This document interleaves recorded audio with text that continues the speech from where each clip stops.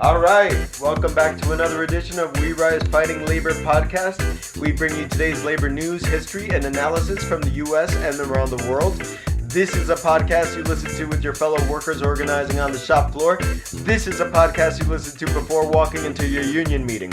As always, I am Rick Urrutia here with my co-hosts Brian Pfeiffer and Jerry Scapaciulo. And today's show is all about catching up with some labor news. We have a ton of news from UAW Local 180 to Amazon, Caterpillar, Teamsters, international struggles, and much more after we check out this demo recording by my band, the Pink Hawks.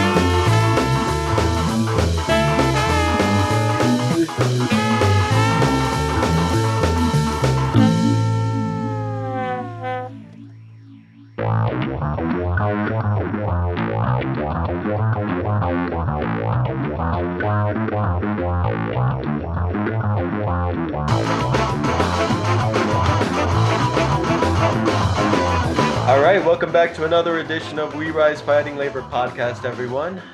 This podcast episode, we would like to get caught up with a little bit of news and starting maybe with a little bit of news about ourselves. We Rise Fighting Labor podcast is now available on Spotify, Apple Podcasts, Google Podcasts, YouTube, Facebook, and other media platforms. So please, just go ahead and check us out on whatever works best for you. Another quick shout out / announcement goes to Who Gets the Bird. It's a listserv you can join, and it's run by someone named Jonan Furman. And we encourage you to check it out just because, this listserv, email serve, whatever you want to call it, it just keeps everyone updated on what strikes are taking place, what new organizing is taking place. So it's a great resource, and honestly, that's one of the places where we get some of our news from, so where we get our news articles from. So just wanted to give a shout out to Who Gets the Bird. And now, without further ado, we're going to get right into the news. Brian is going to lead us off with an update from Local 180 and 807 United Auto Workers. Brian? Thanks, Rick. Yes, we have an update from the strike lines in Burlington, Iowa, and Racine, Wisconsin. In Racine, UAW 180, and in Burlington, 807.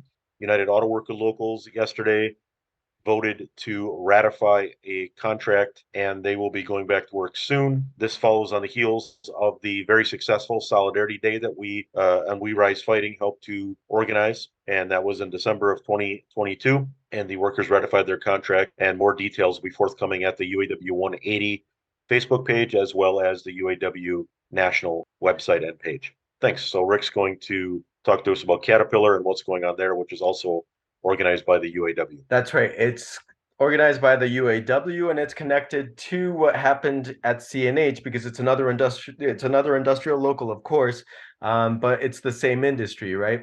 And so one contract in an industry can set a precedent for the next contract. In other words, it can set an example for what the next contract will look like.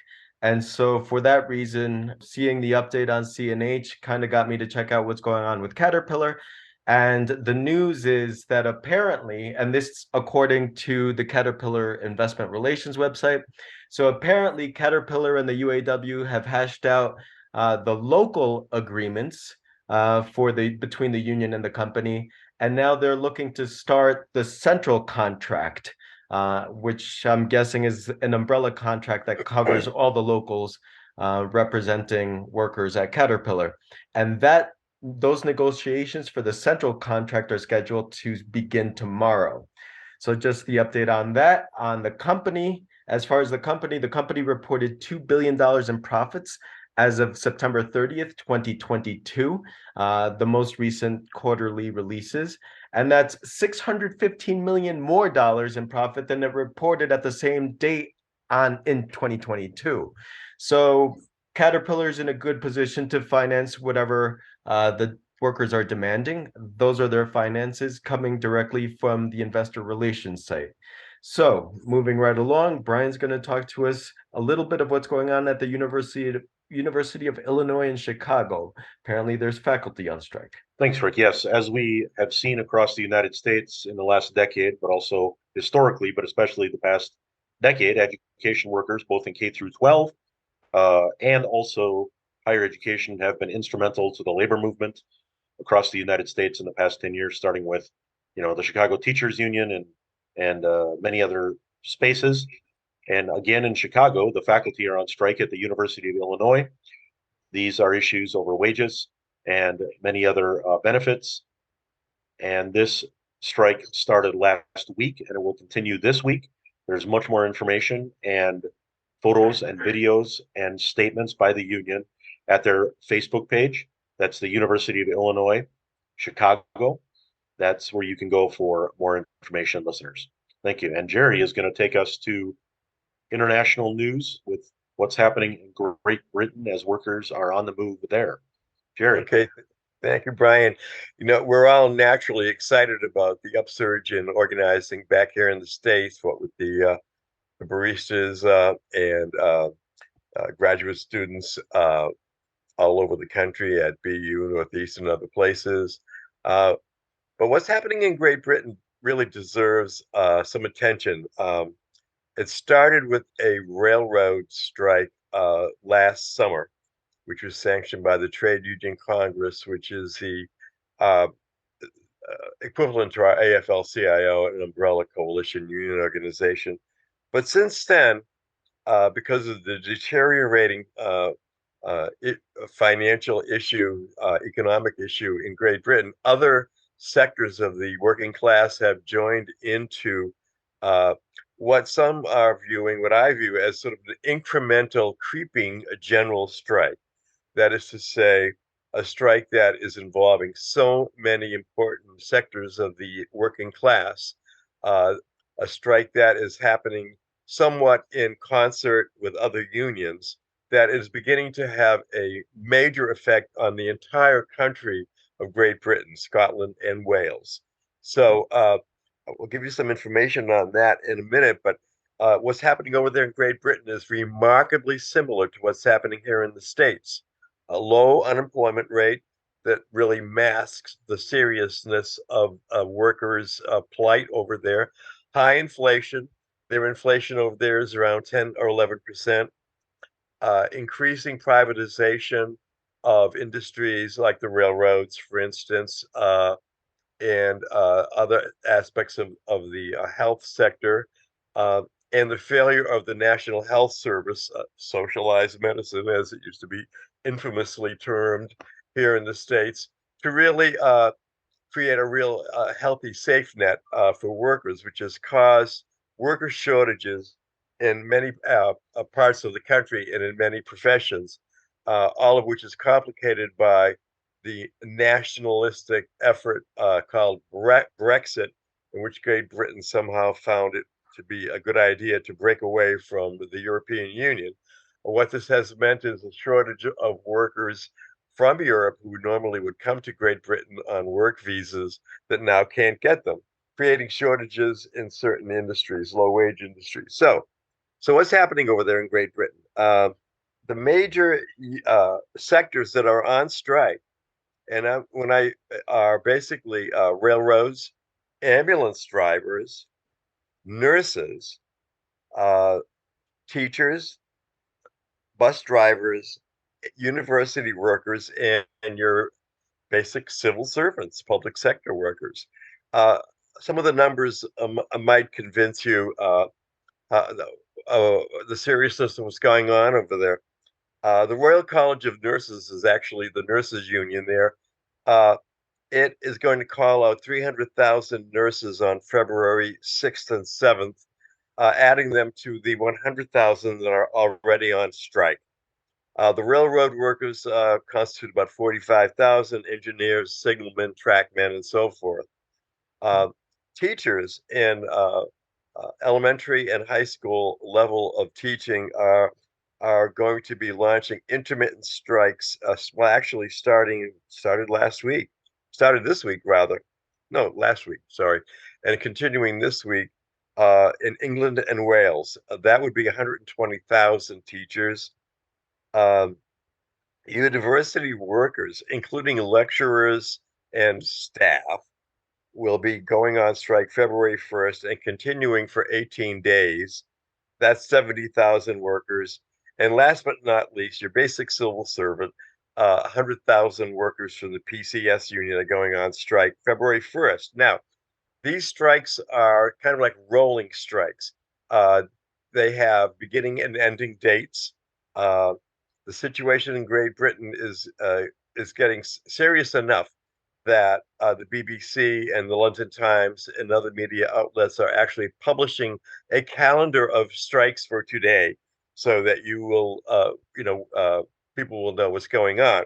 And the total amount of people that should be on strike, even if it's an intermittent strike, uh, by February 1st is approaching 700,000 workers. These are only the ones that I have been able to document by scanning the media outlets in Great Britain.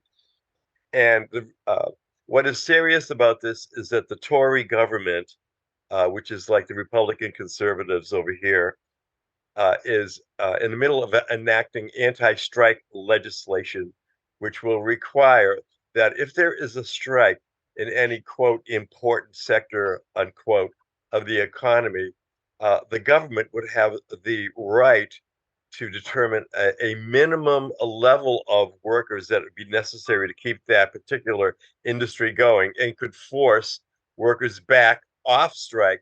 It was compulsory work law, and complete with fines and so forth. So that's a pretty serious situation going over there in Great Britain, and it seems to be growing every day. And it kind of hit third gear 10 days ago when the government announced this anti-strike legislation. So we'll see what happens. The Tory government is going to pass this legislation. It is going to pass. The Labor is in a minority position in Parliament there, so it is going to pass. And Labor is somewhat powerless to do anything about it. It's all going to be up to the workers. So, fasten your seatbelts. It's going to be a bumpy ride. So, moving on from here, Rick, you've got some latest news from our wonderful Bureau of Labor Statistics and the National Labor Relations Board that you'd like to lay on us. So the Bureau of Labor Statistics just released a report on union membership in the U.S. This report was released 3 days ago. The report states that the percentage of wage and salary workers who were members of unions went from 10.3% in 2021 to 10.1% in 2022. The number of wage and salary workers belonging to unions increased by 273,000 in 2022. However, the total number of wage and salary workers grew by 5.3 million, in the larger general workforce, and that was mostly among non-union workers. So despite this growth, the percentages turned out to appear as though union membership dropped. So that's one thing that we got from the Bureau of Labor Statistics. Other highlights is that in 2022, the unionization rate of 10.1 is the lowest on record. In 1983, the first year where comparable union data is available, the union membership rate was at 20.1, and there were 17.7 million union workers. This is 1983. The union membership rate of public sector workers was at 33%, continued to be more than 5 times higher than the rate of private sector workers, which is at 6% now in the US. The highest unionization rates were amongst workers in protective service occupations, which accounted for 34.6%, as well as in education, training, and library occupations, which accounted for 33.7%. Men continue to have a higher union membership at 10.5% than women at 9.6%, although that gap has been reduced considerably since 1983. Now, amongst major race and ethnicity groups, Black workers continued to have a higher union membership rate in 2022. They were at 11.6%. Higher than white workers, which were at 10%, Asian workers, which were at 8.3%, and Hispanic, I prefer Latino workers at 8.8%. A couple of more highlights from this report. As far as age, workers between the ages of 45 to 54 had the highest union membership in 2022 at 12.6%, while younger workers, those between the ages of 16 and 24, had the lowest union membership rate at 4.4%. And finally, from the report, in 2022, the union membership rate for full-time workers was double that than for part-time workers. Full-time workers were at 11% and part-time workers were at 5.5%. So that's the news report from the Bureau of Labor Statistics. Brian, you have some more news on the international front coming from Peru. What's going on in Peru, Brian? Yes, thank you, Rick, and listeners. On December 7th, 2022, for those unaware, the Peruvian Congress removed President Pedro Castillo from office and appointed Dina Boluarte to replace him. President Castillo was arrested and is still in prison. The United States has been behind this coup and has recognized the present illegitimate government in Peru. Since the coup, tens of thousands of Peruvians have taken to the streets to demand the resignation of Dina, the formation of a constituent assembly, and the holding of early elections in 2023.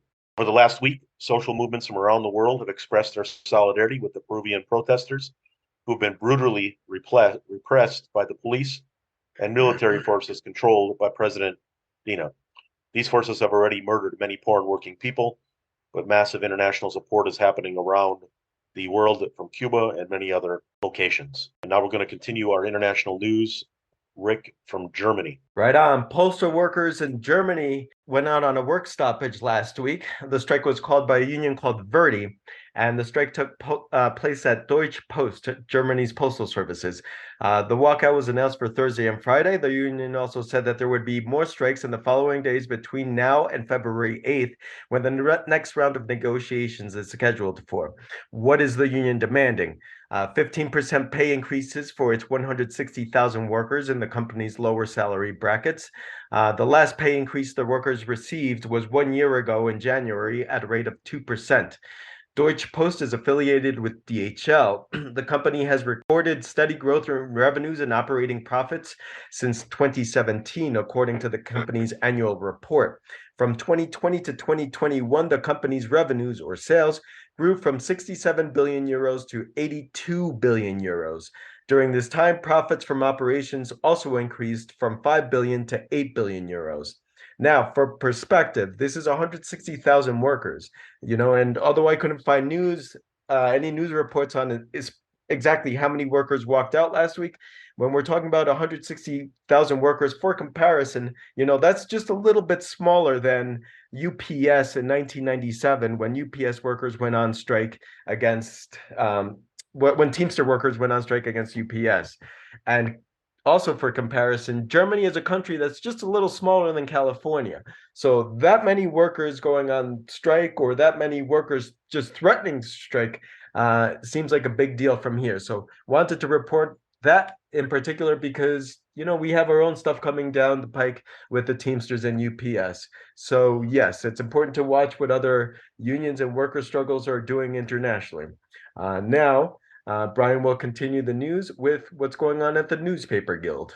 Yes, last week we were honored to interview President Connie Smith, the president of the Wisconsin Federation of Nurses and Health Professionals. And she works as a tech worker at Ascension Hospital, which is a capitalist healthcare corporation that owns 19 healthcare sites in Wisconsin. And right before Christmas, actually a day before in 2022, Ascension shut down the labor and delivery unit at St. Francis Hospital in South Milwaukee, affecting a multinational workers population most directly in South Milwaukee, which has a high concentration of Latino people living in that area, but also many other workers from a variety of nationalities and mostly working class. There's been a campaign launched to save the unit, the labor and delivery unit, and the first labor community meeting was held last week. The next press conference and rally will be January 25th at 6 p.m. at City Hall in Milwaukee at 200 East Wells Street. And for more information, listeners can go to the Wisconsin Federation of Nurses and Health Professionals Facebook page. There's a variety of information there to assist the campaign and learn more about it. Also in New York City, the nurses strike struck for safe staffing, and that happened about a week and a half ago. This is a historic victory throughout the entire city. Tentative deals have been reached. Voting is taking place with the workers. The nurses have won concrete enforceable safe staffing ratios in the deals and will be back and are back on the job now. And this follows on the heels of a strike, many strikes in Minnesota last year and California. And just like education workers and others we're discussing tonight, healthcare workers are on the move here as well in the United States. And so are workers at many other locations within transportation and at Amazon. And Rick's going to update us on that. All right, so this one is actually coming from Vice.com, and the update is this. So Amazon Labor Union officially certified by the National Labor Relations Board. So that's good news. Amazon is now legally obligated to start bargaining a contract in good faith with the Amazon Labor Union, or ALU, 9 months after workers first won the union election at the company's JFK 8 warehouse on Staten Island. The certification comes after a 24-day-long hearing, presumably at the National Labor Relations Board, in August, when both the company and the union presented arguments about the Staten Island warehouse election in April. An Amazon spokesperson said the company had presented hundreds of pages of evidence that the union had improperly influenced the election. On September 1st, the hearing officer, Lisa Dunn, issued a decision that Amazon's objections to the election should be overruled entirely. The new certification issued by the regional officer of the National Labor Relations Board after reviewing the report of the hearing agrees with the September decision. So there you have it. That's it. Amazon has to sit down and negotiate with the Amazon Labor Union. So that's certainly good news. We've all been waiting for that, and that is long overdue. I'm going to pass the microphone over again to Brian, and he's going to talk to us about the pecan shellers. Yes, in San Antonio 85 years ago, the pecan shellers went on strike. And this Saturday, there will be January 28th, will be a commemoration in San Antonio for the anniversary of that strike. It is actually one of the most critical labor struggles in San Antonio and the South's history, and really the United States, of course, what became known as the United States. We understand that Texas is really Mexico, and how that past can inform local labor struggles today. This will be at Castellano Park from 3 to 5 p.m. this Saturday, January 28th. The event will also honor the work of Emma Beatriz Tenayuca, a labor leader, union organizer, and educator. She is best known for her work organizing Mexican workers in Texas during the 1930s, particularly for leading the 1938 pecan sheller strike. And we're looking forward to that event and support that wholeheartedly. Rick's going to tell us about the Teamsters. So it looks like the Teamsters are poised to strike at Aramark. And for the listeners who aren't familiar, Aramark is a company that provides uniforms to food service workers, to education systems, to healthcare workers, and prisons. And you know, considering the culture of the changing culture of the Teamsters right now, you know, things are looking very hopeful. Taking this directly from the press release, and this is one of those press releases that I actually don't mind reading verbatim because it's just like reads like a breath of fresh air here. So here we go. The next few bullet points are directly from the press release. More than 180 Teamsters at Aramark Uniform Services are prepared to strike in Iowa, Minnesota, Wisconsin, Illinois, and South Dakota. The drivers and plant workers made record-setting profits for Aramark the past 3 years. They are seeking a market adjustment that will raise their wages and improve working conditions. The union's proposals are reflective of our membership's work over the past 3 years, which included a global pandemic and record inflation, said Dave Miller, a business agent with Teamster Local 238. we take these proposals very seriously and expect the company to as well. Now, I love that, because just during the pandemic, corporate America was requiring workers to come back and calling them heroes, but rarely do you hear of them being compensated as heroes, being compensated as such. So the fact that the Teamsters are being serious about this and sticking to their guns, breath of fresh air as far as I'm concerned. As far as the financials, Aramark reported $449 million in profits in 2019. Then in 2020, reported losses totaling, and this is in the negatives, negative $462 million in 2020. Then 2021 was another loss of $90 million in the negatives, but then again bounced back in 2022 with $194 million in profits. Who makes these profits possible? It's the workers. It's the toil and the sweat of the workers themselves. So yes, they should be compensated accordingly. So I got one more from Brian who wants to chime in on Pittsburgh. What's going on in Pittsburgh, Brian? Okay, Pittsburgh, a city with a storied labor history from the steelworkers to UE to many other workers, including these workers today, which are at the Pittsburgh Gazette. They've been on strike for months. The workers are responsible for designing, printing, distributing, advertising, sales, and accounts receivables at the Pittsburgh Post-Gazette. They are on strike, members of this Communication Workers of America and Teamsters locals there. They have not had a pay raise in 16 years, and they went on strike after their health insurance was terminated on October 1st, which essentially resulted in a lockout because Block Communications, the owners of the Post-Gazette, refused to pay an additional $19 per employee per week to maintain their existing coverage.